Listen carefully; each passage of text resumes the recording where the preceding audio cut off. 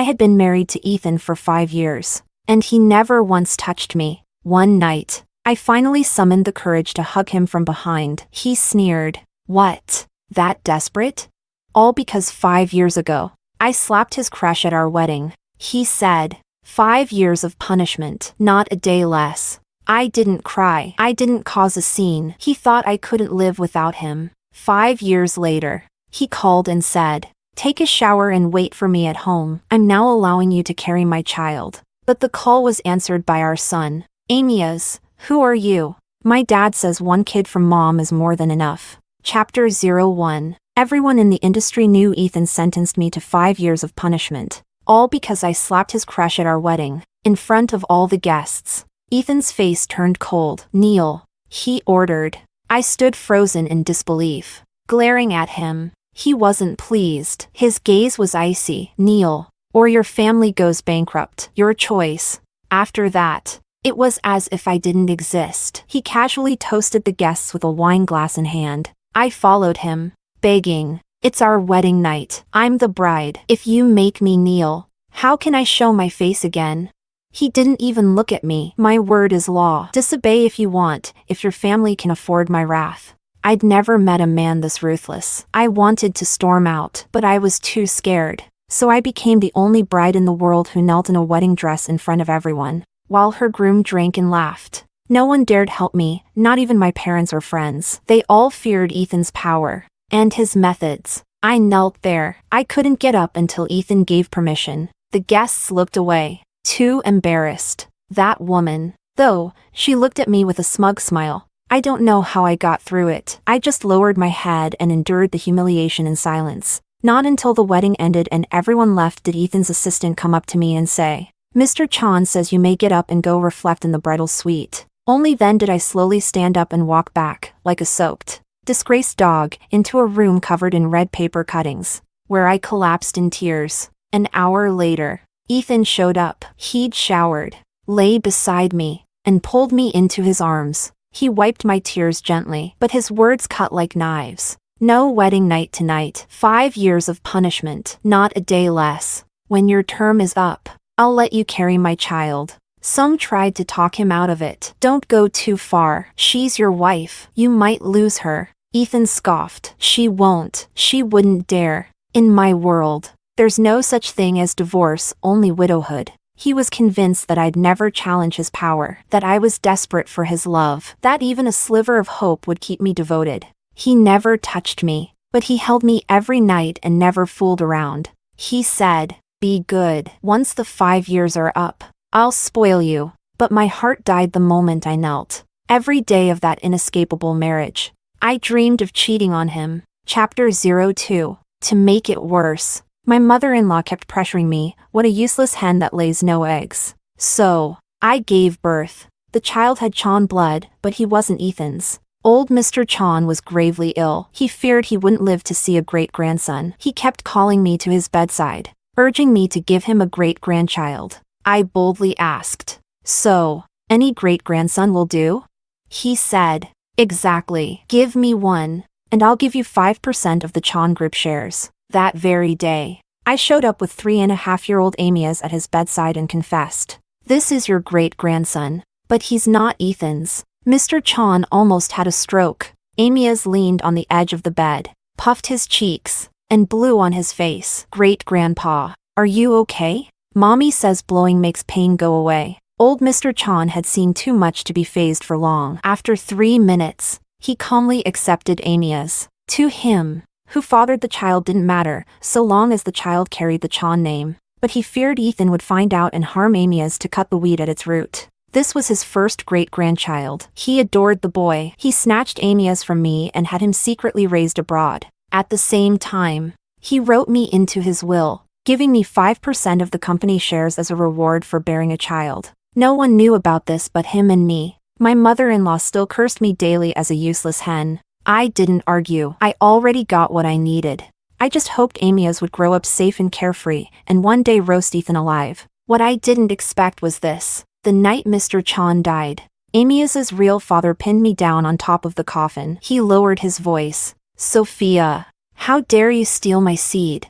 My legs went weak. Who told you that? I didn't. He threw the paternity report in my face. Old Mr. Chan told me before he died. Still want to deny it? I wanted to cry. Old man. Serves you right for dying. I'm being pinned down on your coffin. The man grabbed my chin with 2 fingers, forcing me to look him in the eyes. Tell me, why'd you steal my seed?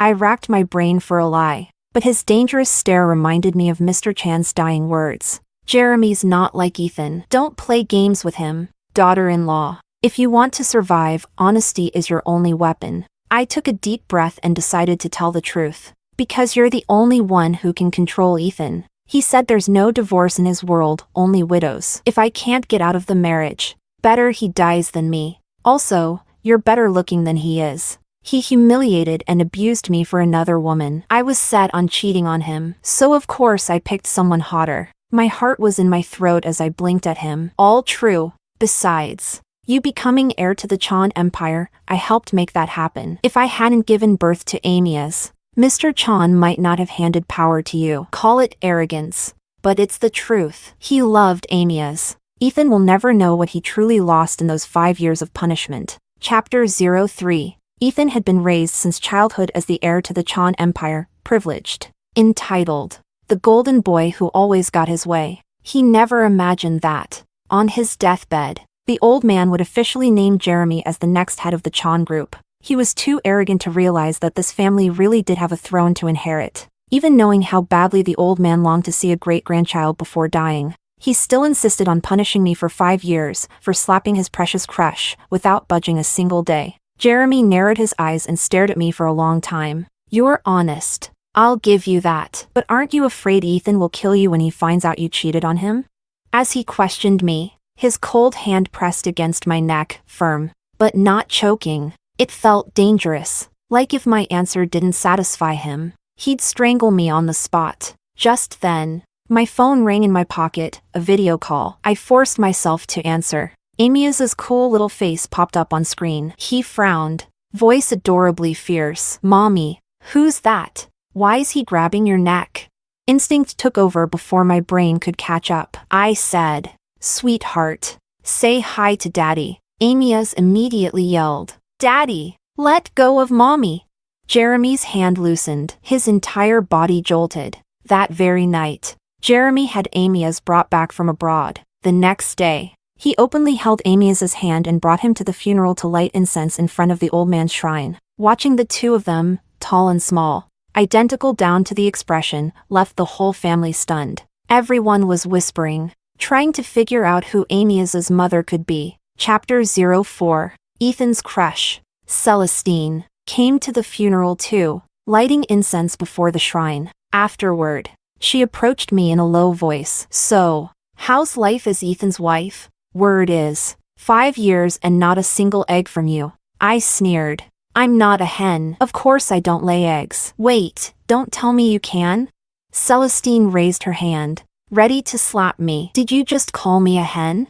But I was faster. Smack. My hand landed hard across her face. I was dragged into this marriage by force. Plenty of women wanted Ethan, but I was the one he married. Back then, I was naive enough to believe it was love, until that woman showed up at the wedding to provoke me, and I realized Ethan had always had a thing for Celestine. I slapped her once then, and got punished with a night of kneeling. 5 years of neglect, and the whole city laughing at me, but that didn't mean I'd stay afraid of her. If I wanted to slap her again, I would. The sound echoed. Mourners turned to look. Ethan stormed over, fury in every step. He locked eyes with the red imprint on Celestine's cheek. The air around him dropped a few degrees. He squinted at me. Sophia. Kneel. I slowly clenched my fists, and smiled coldly. Ethan really hadn't changed, still shielding Celestine at all costs. But I wasn't the same powerless Sophia anymore. I sneered. And if I don't? What then? You gonna threaten me with bankruptcy again? Like at the wedding? Too bad I no longer care. My family stood by while I knelt in a wedding dress and got humiliated. If they go bankrupt, so be it. That's not my problem. What else do you have to threaten me with? Oh, right. No divorce, only widows? Well, I'd love that, because the one dying won't be me. The old man gave me 5% of the Chan group before he died. Honestly, I'd be thrilled to get promoted and become a widow. Ethan was stunned by my sharp tongue. He gave a smile that didn't reach his eyes, just skin and teeth. It sent a chill down my spine. The 5 years are almost up. I'm about to spoil you. Let you carry my child. You really want to piss me off now? I'm giving you one last chance. Kneel. And then, a tiny but fierce voice rang out, cooler and angrier than Ethan's. Who dares bully my mommy? Ethan's pupils dilated. What did you say? Say that again? Chapter 05. Celestine stood nearby, sneering. So that's why you gave the kid candy earlier. Sophia? Trying to bribe him into lying for you? She turned to Ethan. Ethan, whatever we had is ancient history, but your wife clearly can't let it go. Handle your woman. Celestine was arrogant as ever, touching her swollen cheek. She pretended to scoff in front of everyone. Who doesn't have an ex? If every wife acted like yours, treating every ex like a mortal enemy and going around slapping people, what is she? Mentally unstable? Honestly, Ethan, out of all the women you could have married, I can't believe you picked someone so petty and classless. Aren't you worried that the kid's real mom will find out he's calling someone else mom and get so mad she spits blood? The surrounding guests began whispering. She's right. There's no way Jeremy's son could be Sophia's. Unless Sophia actually dared to cheat on Ethan. But she would have had to be pregnant for 9 months. How could she hide that from Ethan? I heard Ethan comes home every night. He just doesn't sleep with her. But they've never lived apart, right? No way she could have hidden a pregnancy. Their speculation reminded Ethan of something important. Unless he was away on business, he really had been home every night, holding me as we slept. The whole night through. It really was impossible for me to have carried a pregnancy under his nose and birthed a child. Ethan quickly calmed down, his voice icy with sarcasm. Sophia, you've really outdone yourself. Teaching a kid to tell such a pathetic lie, what a disgrace to my name. My woman can be bad, but she can't be stupid. Next time you lie, at least use your brain. Or better yet, why don't you go ask Jeremy if he dare touch what's mine? He tossed the words at me arrogantly, then walked off with a smug Celestine to get some ice for her face. So I really did ask. Under the gaze of 100 mocking guests, I took Amia's by the hand and walked straight to Jeremy. I was like a porcupine with all its quills out, furious, reckless. Jeremy, Ethan told me to ask you, would you dare sleep with his woman? I hooked my arms around his neck, stood on my toes, and whispered, do it now. Kiss me. Chapter 06. Jeremy's gaze darkened instantly, like a storm rolling in. His voice was sharp with warning. Sophia, don't play with fire. You can't afford the consequences of provoking me. His words hit like a bucket of ice water, instantly extinguishing my fury. I dropped back onto my heels, arms falling away. You Chan men really have no sense of romance. Do you?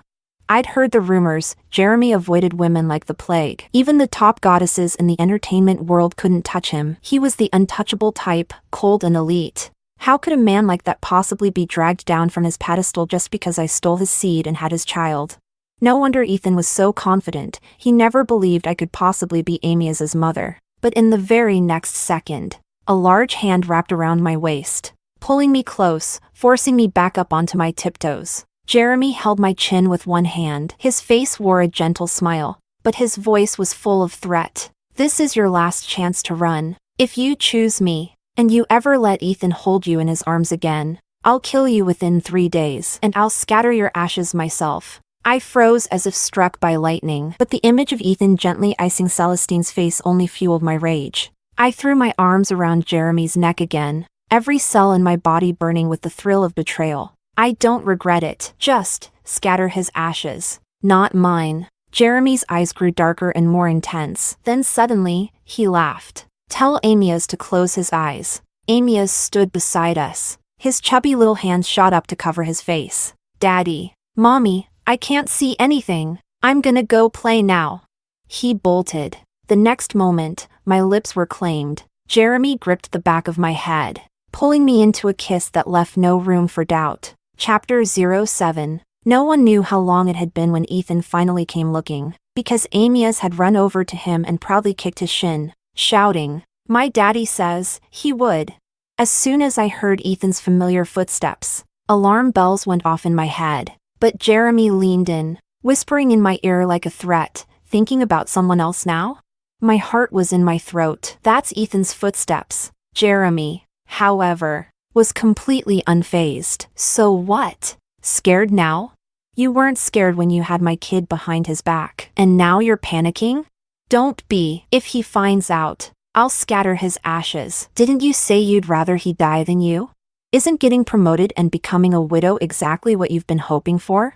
He took Ethan's footsteps as the war drum and launched a full-on assault, breaching my defenses without hesitation. Somewhere nearby, we heard Celestine's mocking voice. Amyas must be lying. Jeremy would never go for someone like Sophia. He didn't even. Shut up. Ethan's harsh voice cut her off. Curious. I tilted my head up to look at Jeremy's sharp jawline. Wait.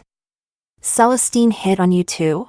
Jeremy pulled me tighter against him, lips grazing my ear. You already know. You're just stirring the pot. Seducing me, wasn't it all just to hit two birds with one stone? Revenge on Celestine and Ethan? I'm the man Celestine couldn't get. And now, I'm in the arms of the wife Ethan abandoned. Doesn't that thrill you? Honestly? I blinked playfully. I didn't know you were her unattainable crush. Come on, tell me more, spice it up a little. Jeremy rolled his eyes at me but didn't kill the mood. Maybe I really was irresistible, because the satisfaction in his gaze gave him the patience to feed my curiosity. Back then, I gave Ethan a love letter Celestine had written to me. If I hadn't, their kid would be in middle school by now. Oof, savage. And here's the kicker, I texted Celestine in front of Ethan, see you at the hotel. 8 p.m. But I never went. Ethan did. Don't know what happened. But after that, the two of them completely fell apart. Ethan hates betrayal. He might marry anyone else in his life, but he'll never marry her. If you'd stuck it out for 5 years, he probably really would have treated you well. Regret it now? I scoffed. You mean the kind of love that made me kneel on our wedding day and become a citywide joke? You want that? Be my guest. Me. I just want to see Ethan and Celestine walk in and find us like this. That face, oh, it'll be priceless. Right on cue. Their footsteps approached. Knock, knock, knock. Ethan was at the door. Chapter 08. Jeremy, you in there? Need to discuss something. I'm coming in. He didn't wait for permission, just pushed the door open and walked in. Jeremy had me pinned against the wall, lips brushing over mine in soft, scattered kisses. The rumors were true. Jeremy really didn't know a thing about seduction. He wasn't gentle or skilled. He simply devoured, like a conqueror punishing the woman who dared steal his seed without asking. As Ethan and Celestine walked into the room, Jeremy pressed harder. I gasped. MMM. Celestine let out a breath of relief. See, Ethan? I told you, Jeremy would never go for Sophia. This room's empty. The room wasn't empty. It just had a one-way mirror. We could see them, but they couldn't see us. Ethan's face was anything but calm. His instincts flared. He took out his phone and called Jeremy. The ringtone echoed in the room. He. Daddy. You're my daddy. It was Amy's voice. I was stunned. Jeremy had just brought Amy's back, and he'd already set the boy's voice as his ringtone? And then a wicked thought crossed my mind. Was that Ethan's exclusive ringtone? You guessed right. Jeremy whispered in my ear like he could read minds. I raised a brow and gave him a secret thumbs up. On the other side of the glass, Ethan's sharp gaze fixated on the mirror. Even though he couldn't see us, his expression was dark and menacing. Jeremy? Who's in there with you? Come out. No response. Ethan's patience snapped. He kicked the glass hard. I said come the hell out. Jeremy looked down at me. You game? My thirst for revenge surged. Why not? I've spent 5 years wanting Ethan to know I cheated on him. He made me the joke of the city. I want that joke to follow him the rest of his life, make him clench his teeth every time he thinks of me. Maybe it was the fire in my eyes. But Jeremy chuckled low and dark. He lifted me into his arms and walked straight toward the one-way glass. Chapter 09. Right then, Amyas burst into the room. Trailing behind him was a swarm of reporters. Chaos-loving little rascal. He really is my kid. Jeremy muttered as he shot a glance at the boy who just ambushed his own father. Every single reporter had a camera. The room lit up in flashes as they spotted Ethan and Celestine alone together. Ethan's face darkened. What the hell? Stop filming. Who let you in? Amias strutted in like he owned the place. Voice soft and smug. Of course. These reporters are all here to interview yours truly. They want to know who my mommy is. Uncles. Aunties, you may begin your interview now. I promise to answer everything honestly. Kids don't lie. You know. He climbed into a single-seat armchair and arrogantly slung his chubby arms over the sides, looking like a mini CEO. The reporters weren't about to let this go. The internet had been dying to find out who Jeremy's child's mother was. Amias. One reporter asked. Tell us. Who's your mommy? Amias puffed up his chest with pride. My mommy is super awesome. She's the famous Dr. Another reporter followed up. Dr. Who? Amias replied. The one working to liberate all women. She invented the artificial womb. I'm her proudest creation. I was born in a simulation pod. And all those investors out there who want to work with my mommy, what are you waiting for? Call her already. His words sent a shockwave through the crowd. What? This kid was born in an artificial womb simulator? Are you serious? I've heard of this Dr. She proposed the tech years ago, but no one took her seriously. If this is true, investors will be lining up. Dr. is a feminist legend in the making. Wow. So he wasn't here to ruin me, he was drawing investors to me? No doubt he inherited my brains and Jeremy's business instincts. Using the press as free advertising? That's my boy, Ethan. Hearing all this, calmed down slightly. So your mom is the mysterious Dr. What's her number? I want to work with her. Amias gave him the side eye and delivered the fatal blow. Mommy says she'd rather work with a dog than with Ethan. Jeremy, who had been walking out with me in his arms, paused mid-step. He lowered his voice. You're really that Dr. Of course. You think I got 5% of the Chan Group shares just by having a baby? Don't be ridiculous. The old man wasn't a fool. The moment he learned I developed the artificial womb and saw Amias, my perfect proof of concept, he saw dollar signs. I became his golden goose. He was willing to overlook the fact that I cheated on Ethan just to hitch the Chan family to my tech and keep it riding high for the next 100 years. I never planned to rely on my uterus to secure a foothold in the Chan family. I'm not that stupid. A woman's greatest asset isn't her womb, it's her mind. Jeremy tightened his arms around me like I was his treasure and suddenly didn't want Ethan finding out who I really was. He put me down, gently kissed me, and asked sweetly, only partner with me, okay, baby mama? Sure, but only if you make sure Ethan finds out what a great gift I've given him. Chapter 10. I didn't go home for an entire week, because Amias wouldn't let me. He insisted we all sleep together, me on his left, Jeremy on his right. With him happily sandwiched in the middle. Jeremy indulged him, especially after Amias whined. Boo-hoo. Mommy's never slept next to me at night, and neither has Daddy. I'm the saddest baby in the world, no one loves me. Jeremy understood that pain, he grew up the same way. His parents had died young, and he'd been raised by his grandmother, who just so happened to be the first wife of the old Mr. Chan. After their divorce, Mr. Chan remarried. That second wife was Ethan's grandmother. Thinking of his own childhood, Jeremy felt even more pity for Amias and became more determined to shower the boy with love. So, after the funeral, I basically became their third roommate, spending every night in their bed. Ethan thought I was still mad about the kneeling incident at our wedding. He figured I was off sulking somewhere, blowing off steam. But when the 5-year mark finally came and I still didn't return, Ethan's patience snapped. His expression went cold. Find out where Sophia is. You have 3 minutes. He ordered his assistant. I want her location. 2 minutes and 29 seconds later. The assistant blinked in shock and reported. Mr. Chan, she's at Jeremy's house. Ethan's pupils shrank. Say that again. It's true. Sir, your wife is currently at Mr. Jeremy Chan's residence. Crash! Ethan slammed his fist into the desk, shattering an entire set of antique teaware. Impossible. Refusing to believe it, he pulled out his phone and texted me. Today is our 5-year wedding anniversary. Tonight, the wedding night we never had, get cleaned up and wait for me at home. Chapter 11. I read the message but didn't reply. What a cursed day this is. Jeremy asked. What's wrong? You look pissed. Who got on your nerves? I showed him Ethan's WeChat messages, fuming inside but unable to vent. Where does he get the confidence to think I'd be looking forward to this day?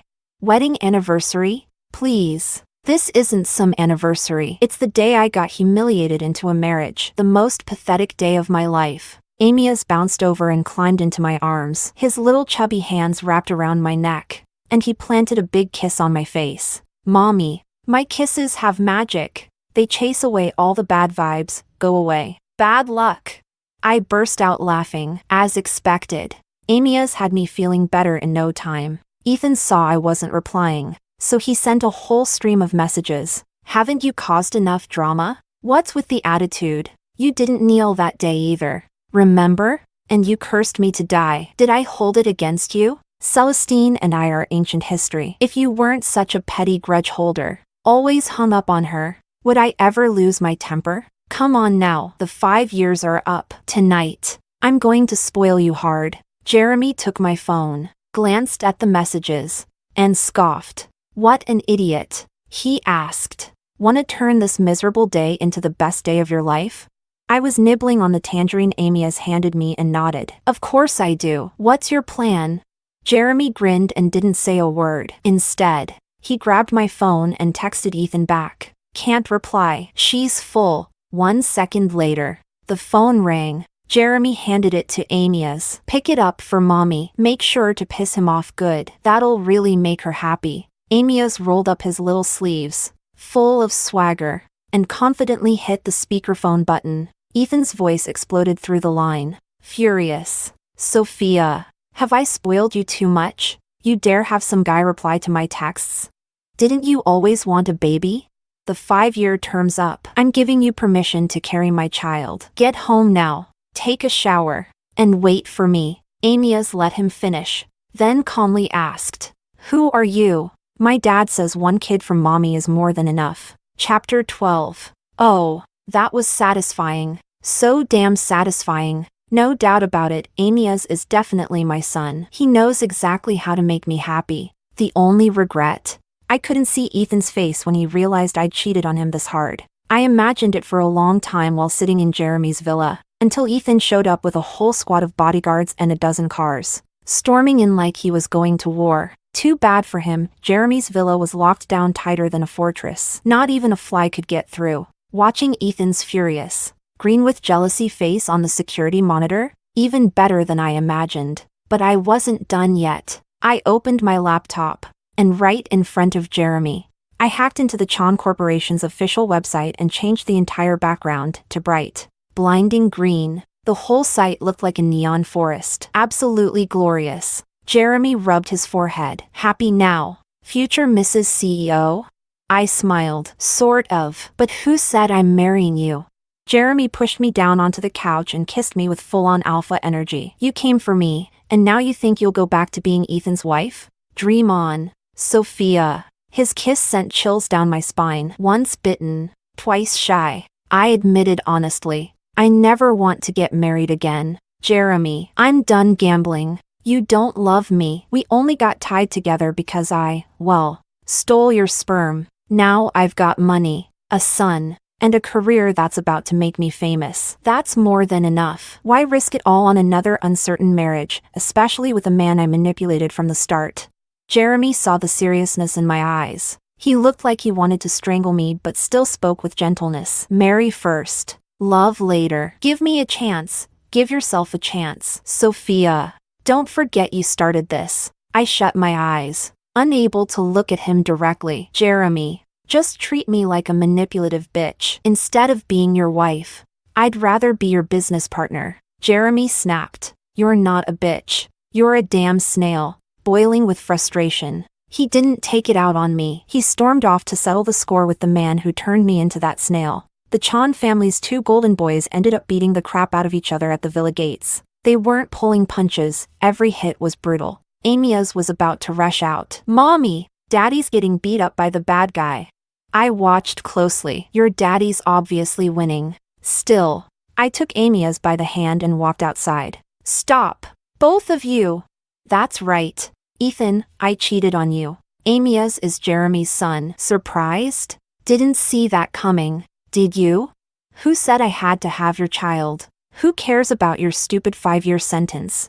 I've waited for this day for years. Every humiliating night, I dreamed of giving you the biggest betrayal possible. Chapter 13. Ethan ultimately couldn't take me home. Even if he was boiling with rage and wanted to strangle me, there was nothing he could do under Jeremy's watch. That night, the end of the so-called 5-year sentence, he dragged his battered body home, once again playing the role of the emotional victim and sleeping alone in a cold, empty bed. What I didn't expect was that he would message me the whole night, starting at 9 p.m. and continuing non-stop until 3 a.m. At first, it was just 1 or 2 scattered texts. When I didn't reply, he started bombarding me. I won't make a fuss about you having Jeremy's child. I know your body is still clean. We can start over, but one condition: no one can ever know you're Amy's mom. I swear. From now on I'll treat you like a queen. Even if you slap Celestine, I'll side with you. She was just a light in my life. When I saw her being bullied,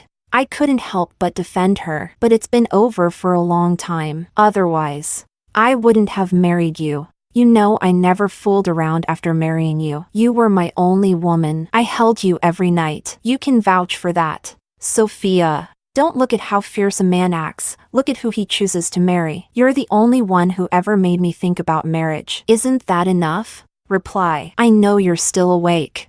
I've compromised so much. What more do you want? Jeremy almost beat me to death today. My whole body's aching. You really don't feel a shred of pity? Pity? My ass. Right now. I was tending to Jeremy's wounds. I swear he did it on purpose, stripping off his shirt to show off the bruises Ethan gave him. All those blue and purple splotches over his rock-hard abs? Sexy as hell. The battle-damaged look was dangerously tempting. I was this close to giving in. Click. Amia stood nearby holding my phone, snapping a photo of me tending to Jeremy's injuries. With a tiny finger, he sent it to Ethan. Then he hit the voice message button and said in his most adorably smug tone, "My mommy's busy. She can't text you back." I wouldn't be surprised if Ethan actually died from rage. Jeremy gave Amias a proud pat on the head. Good boy. Emboldened, Amias pressed the voice button again. Uncle, if you can't sleep, I can chat with you. I love chatting. Mommy doesn't need your love anymore. She has mine. I'm younger, cuter. What do you have to beat this level of cute? Anyway, I'm off to bed. Mommy and Daddy are sleeping with me tonight, and I'm super happy. Oh, Mommy asked me to tell you, if you want her to come home, you'll have to kneel at the entrance of your wedding hotel for 24 straight hours, not a second less. Don't forget to bring some durians, okay? Winning her back won't be easy. That's all the help this baby can give ya. Chapter 14. The next day. A video of Ethan and Jeremy brawling outside the villa hit the top of the trending charts. I bought the spot. No explanation. No context. The internet exploded. Speculation flew wild. Most people assumed Ethan was throwing a tantrum, unwilling to accept that the old man had named Jeremy the next heir to the Chan group just before dying. Meanwhile, I slipped into the comments section under a burner account and dropped a little bomb. Rumor has it Ethan just got played hard. A private WeChat group in high society blew up. Screenshots flooded in. Notifications, 99 plus. No way. His wife's such a pushover. She cheated on Ethan? This is the same woman who was forced to kneel at their wedding and didn't dare fight back. She had the guts to cheat? I'll bet 100 cucumbers it's fake. Who's the other man? Don't tell me it's Jeremy? LOL. Are you insane? You think Jeremy would go for Sophia? That's a frog dreaming of kissing the moon. And the frog is Sophia. Exclusive, my bodyguard's best buds with one of Ethan's guys. He swears Ethan took them to Jeremy's place to catch them in the act. And Sophia straight up admitted the kid was Jeremy's. Holy crap, holy crap. Is the world crazy, or am I? Wasn't Amia supposed to be the child of Dr. L and Jeremy? Wait, are you saying Sophia is Dr. L? Chapter 15. Meanwhile, the Chan Group held a press conference to officially announce a long-term collaboration with Dr. L. From now on, the Chan Group would invest heavily in the production of artificial womb simulation pods. Amias was unveiled as the exclusive global ambassador for the artificial womb project. At the press conference, the Chan Group released the full footage of Amias's development inside the pod, from embryo to fetus, and finally to simulated delivery. From week 8, when major organs begin to form, to continued growth and development of all systems, to the appearance of skin and hair and gradual adjustment of body proportions. By around week 36, the baby's body had matured enough for birth and was moved toward the artificial birthing canal. During this stage, the pod mimicked natural uterine contractions, helping the baby pass through the canal and be born safely. Then came that first wah, loud and powerful, like a divine chorus. Amias was born into this world with a voice that filled the room. The crowd at the press conference erupted in thunderous applause. The event was streamed live worldwide. The internet lost its mind. Dr. L was hailed online as a modern-day feminist icon. Everyone was desperate to know who exactly was the mysterious Dr. L. And then, I walked up onto the stage, representing the entire research team. I announced to the world, yes, I am Amias's mother, Dr. L. That cheating drama on Ethan's head? I wanted the entire planet to know about it. Chapter 16. Weibo exploded. All top 10 trending posts were about me. I thought I'd get slammed for cheating, but to my surprise, the whole internet was cheering for me. Someone dug up the wedding footage of me being forced to kneel, along with every detail of my twisted marriage to Ethan. Girls were fuming as they typed, LMAO. This is so satisfying. From now on, she's Nyahilu Sophia. Note, Nyahilu is a reference to powerful royal women in Chinese history, often used online to crown badass heroines. A 5-year sentence? Ethan, are you for real? You totally deserve to get played. How is this cheating? Sophia sacrificed her reputation for the sake of liberating women. Ethan, are you really this petty? What a weak little man. Ethan, you didn't touch your wife for 5 years. Maybe the problem's with you. Hurry up and divorce her already. I gave a like to every single comment, loud and proud.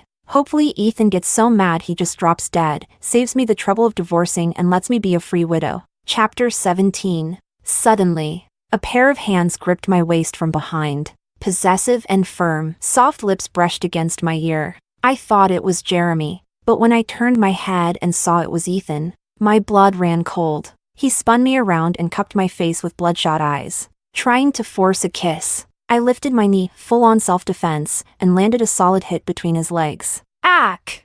Ethan doubled over in pain. I seized the chance and slipped out of his grip, but he grabbed my wrist before I could escape. Sophia, don't forget, I'm still your lawfully wedded husband. You admitted to cheating on me and stirred up a media storm. You really think you can walk away with both fame and fortune? Then sue me. I dare you. For 5 years. I dreamed of divorce. I wouldn't mind if it ended because of cheating. Ethan deflated, still gripping my wrist, bargaining out of sheer helplessness. Sophia, I'm sorry. I reflected all night last night. I admit it, I can't sleep without you in my arms. You win. Celestine is just a mosquito bite of the past. From now on, my heart is yours. Please don't fight me anymore. I'm even willing to forgive you for cheating. Doesn't that move you? I know you still love me. You're just mad I humiliated you because of Celestine. Touched? Are you kidding me?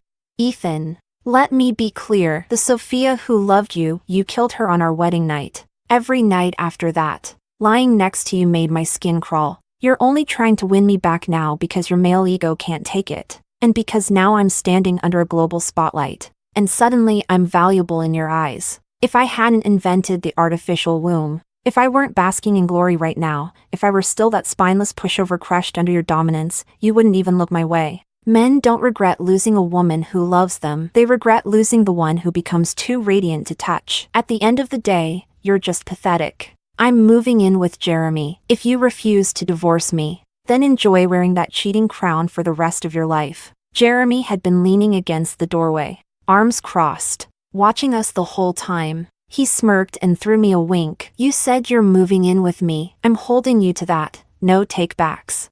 Can I admit I only said that to piss off Ethan and force a divorce? Of course not. In front of Ethan, I couldn't backpedal. I walked right up and wrapped my arm around Jeremy's. Of course I won't take it back. As long as you don't mind, I'm still technically married. Baby daddy. Let's go home. Chapter 18. Jeremy and I lived together for more than 6 months. We were often seen in public holding hands with Amias. Every now and then, we'd buy trending spots online to tease Ethan, headlines like, "That green glow on his head is blinding." Eventually, Ethan couldn't take the public mockery anymore. Grinding his teeth, he finally filed for divorce. Not long after, Jeremy proposed. I didn't want to say yes, but then Jeremy whispered to me, "Picture it, you in a wedding dress, beaming on stage, Ethan in the audience, bitter and helpless, and Celestine watching with eyes full of jealousy, scratching at her own skin. Don't you want that sweet revenge?" "Okay, I admit it, I was tempted." Jeremy added, "Let's hold the wedding on your 6th wedding anniversary with Ethan. Fall where you tripped. Let this be your closure, the end of pain." Damn it, I was sold. So, on that very day, I wore a wedding dress again and held my new wedding at the exact same hotel. Theme, healing. As Jeremy and I exchanged rings on stage, I spotted Celestine in the crowd, her eyes red from envy. She probably didn't want to come, but Jeremy made sure her family got the invitation, with her name underlined. He made it clear, if Celestine doesn't show up, her family business goes under. You choose. Now that's my kind of man. Amia skipped over to Ethan and said with a grin, "Uncle, thanks for not sleeping with Mommy, otherwise there'd be no me." Ethan nearly dropped dead on the spot. He drank himself stupid that night. Stripped of his heir status at the Chan group, Ethan was no longer the golden boy. The spotlight had moved, all eyes were on Jeremy now. Even when Ethan lost his temper, no one catered to him. Instead, they told him, "Come on, man, be mature. This marriage ended because you ruined it. I told you not to push too hard. You didn't listen. This is what you get." "And me?"